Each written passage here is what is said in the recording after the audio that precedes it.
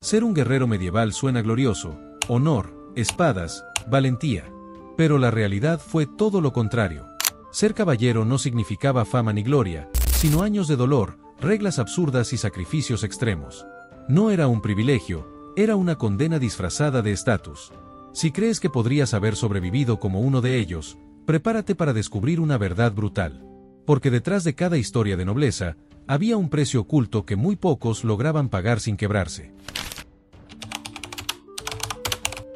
Tu infancia terminaba antes de empezar. A los 7 años, mientras otros niños jugaban o aprendían a leer, tú eras arrancado de tu hogar para iniciar un camino que no habías elegido. No importaba si estabas listo, porque tu destino ya estaba decidido: servir a un noble como aprendiz. No conocías a este hombre, pero él ahora mandaba sobre tu vida. Desde ese momento, dejabas de ser hijo para convertirte en sirviente. Te convertías en paje, y eso no era un juego de roles. Era una rutina estricta que comenzaba antes del amanecer. Tus días estaban llenos de tareas domésticas, aprendizaje forzado y castigos por errores mínimos. Servías la comida, limpiabas los pasillos, memorizabas reglas de etiqueta y genealogías imposibles. Y si te atrevías a equivocarte al saludar a alguien de mayor rango, lo pagabas caro. Aprendías a montar a caballo antes de alcanzar los estribos, y tu primera lección no era galopar, sino cómo caer sin morir. Caerse era común. Quejarse, no. Tu cuerpo se volvía herramienta, tu mente se llenaba de mandatos, y tu voluntad era moldeada a golpes de corrección. Ya no te pertenecías. Mientras otros niños soñaban con aventuras, tú rezabas por sobrevivir al siguiente error. Porque equivocarte no significaba repetir, sino sufrir. Porque tu educación no buscaba hacerte sabio, sino obediente. Porque crecer, en tu caso, era sinónimo de resignación. Y esto duraba 7 años. 7 años donde todo lo que era se reducía a servir, aprender y resistir. Porque si no superabas esta fase, nunca llegarías a ser escudero. Y si no llegabas a escudero, jamás tendrías la oportunidad de convertirte en caballero. Así comenzaba todo, con una infancia robada por un sueño que, quizás, nunca vivirías. A los 14 años, si habías sobrevivido a los rigores de ser paje, no te daban un premio. Te daban más sufrimiento.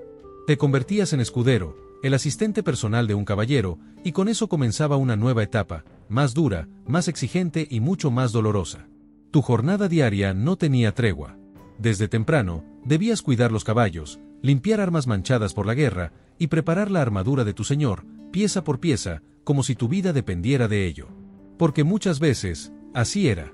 Un error tuyo podía costarle la vida a tu caballero, y la tuya también. El entrenamiento físico era despiadado. Día tras día empuñabas espadas de madera, lanzas y mazas, no para jugar, sino para recibir golpes hasta aprender a esquivarlos. Tus instructores no eran comprensivos. Su método era simple: te golpeaban hasta que aprendieras. Y cuando no podías más, te empujaban un poco más allá. Los registros históricos muestran fracturas mal curadas, costillas rotas y huesos dislocados como parte del proceso de formación. No había médicos. No había descanso. Si no podías usar un brazo, entrenabas con el otro. Y si te desmayabas por el calor o el agotamiento, te despertaban con agua o con otro golpe. No había días libres, ni vacaciones, ni tregua para el dolor. Tu adolescencia era una lista interminable de tareas, gritos, caídas y pruebas de resistencia. Y cuando por fin llegaba la noche, no encontrabas consuelo. Solo historias de otros escuderos que sufrieron más que tú, como si eso fuera inspiración. Pasaban 7 años más de este infierno. Y si tenías suerte, si tu cuerpo aguantaba y tu mente no colapsaba, quizás te ganarías el derecho de ser algo más. Pero incluso entonces, la peor parte apenas comenzaba. Después de 14 años de preparación, sacrificios y dolor, uno pensaría que el paso final hacia la caballería sería un momento de gloria, de recompensa, de celebración. Pero no. El ascenso al título de caballero no era un premio. Era otra prueba, disfrazada de ceremonia. Todo comenzaba la noche anterior. A solas, encerrado en una iglesia fría, sin comida, sin descanso y sin derecho a moverte. Pasabas la noche entera en vigilia, de rodillas, rezando por tu alma, por tus pecados y por no colapsar antes del amanecer. No era un acto simbólico, era un castigo espiritual con fachada religiosa. Y cada segundo ahí te recordaba que tu cuerpo ya estaba roto y tu espíritu colgaba de un hilo. Antes del amanecer, confesabas todos tus pecados. Todos. No importaba si habías robado una manzana o si habías tenido pensamientos indebidos. Todo debía salir. Todo debía ser purgado. Porque, en teoría, ibas a renacer como un nuevo hombre. Pero tú no sentías que nacías. Sentías que te consumías. La ceremonia formal no era mejor. De nuevo, de rodillas, recibiendo cada parte de tu armadura mientras un noble te explicaba qué significaba espiritualmente. Cada pieza era un símbolo: dignidad, justicia, protección, lealtad. Pero en tu mente, eran solo más kilos sobre tus hombros cansados. Y al final, el golpe. Una espada tocaba tu cuello o tu hombro, no con delicadeza, sino con fuerza suficiente para que lo recordaras por el resto de tu vida. No era un gesto simbólico. Era un sello. Una marca que te decía: ahora eres uno de nosotros. Ahora empieza lo real. Muchos no lloraban de emoción, sino de agotamiento. Porque en ese instante comprendían que el camino no terminaba ahí, apenas comenzaba. Convertirse en caballero venía con un símbolo de estatus inmediato: la armadura. Pero lo que parecía un privilegio, pronto se convertía en una tortura diaria. Esa brillante coraza que en los cuentos representaba honor y poder, en la realidad era una prisión metálica que te acompañaba a todas partes, y que te recordaba, con cada movimiento, el precio de haber llegado tan lejos. Ponerla no era tan simple como abotonarse una chaqueta. Requería ayuda especializada, tiempo y paciencia. Capa por capa, primero el acolchado, luego la malla de anillos metálicos, y finalmente las placas rígidas. Era un proceso tedioso, caluroso y agotador, incluso antes de entrar en combate. Y si había prisa, te vestías incompleto, con la conciencia de que esa omisión podía costarte la vida. Una vez dentro, no eras un guerrero. Eras una caldera ambulante. El calor atrapado dentro del metal podía hacerte sudar litros en minutos. Muchos caballeros se desmayaban antes de que la batalla comenzara.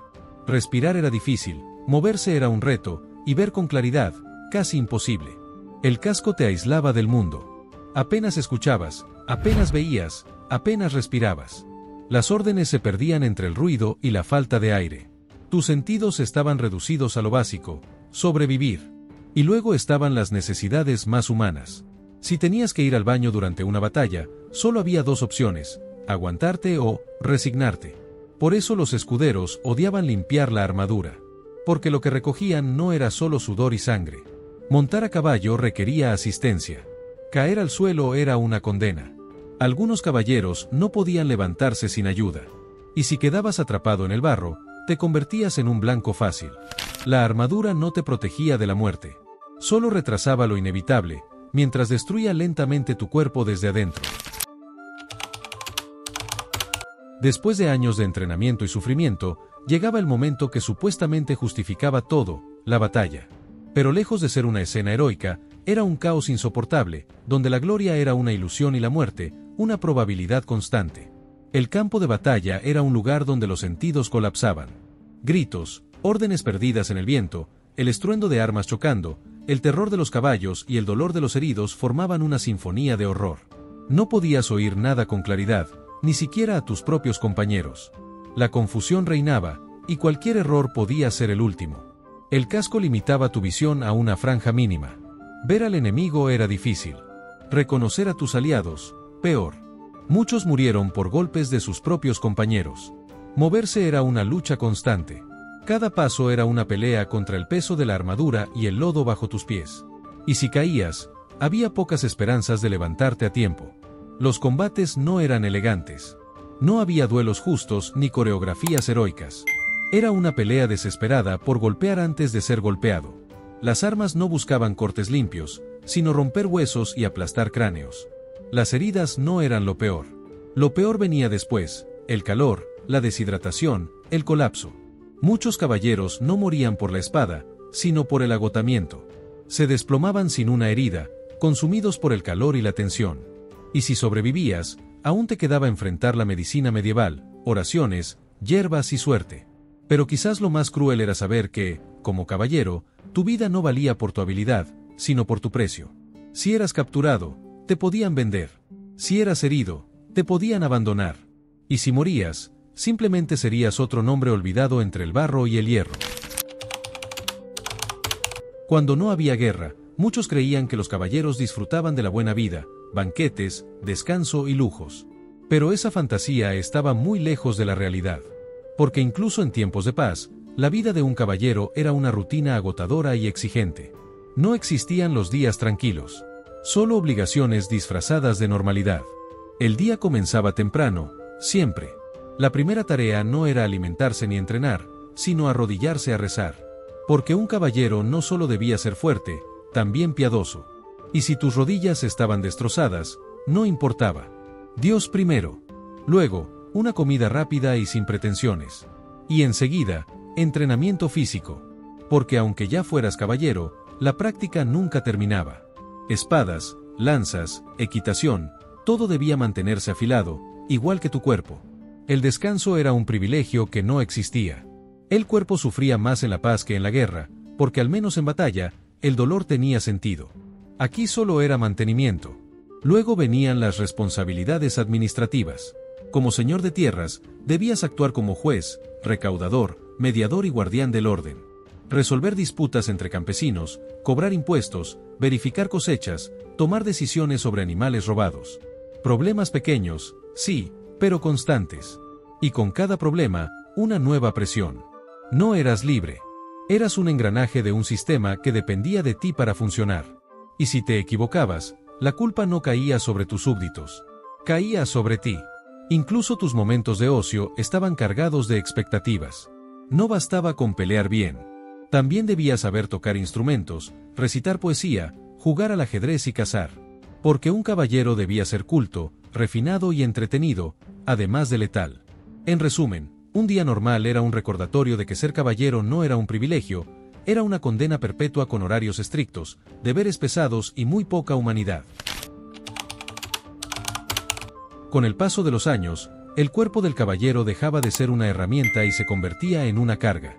Las heridas acumuladas no sanaban del todo, y los efectos de décadas de esfuerzo extremo comenzaban a cobrar factura. A los 35, muchos ya estaban física y mentalmente agotados. A los 40, eran considerados viejos. No porque el tiempo fuera cruel, sino porque la vida que llevaban lo era aún más. Las rodillas eran las primeras en rendirse. Años de montar a caballo, cargar armadura y entrenar sin descanso destruían el cartílago. Cada paso dolía. Subir escaleras era un tormento. Y no había alivio, solo resignación. Las espaldas se curvaban, las vértebras se comprimían. El peso del acero, los golpes repetidos, y las jornadas eternas terminaban por hundir la postura y la dignidad. Las manos, que alguna vez blandieron armas con fuerza, ahora temblaban. La artritis aparecía temprano, resultado del uso constante y violento. Algunos no podían ni sostener una copa sin dolor. Y las cicatrices, más que recuerdos, eran trampas para infecciones. Porque sin antibióticos, una simple herida mal cerrada podía matarte lentamente. Muchos desarrollaban problemas mentales.